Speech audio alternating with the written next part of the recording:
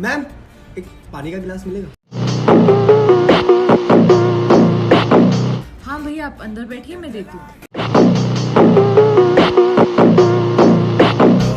Oh thank you.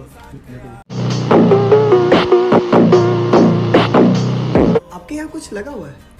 क्या लगा है?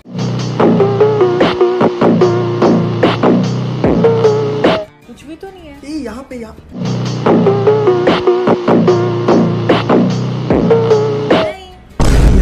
देखो देखो। ये कौन है? पार्सल देने आया था। अच्छा कंधे पे हाथ क्यों रखा हुआ है? कंधे पे हाथ क्यों रख? अच्छा उससे पूछ रही है? हाँ ब्रेकअप।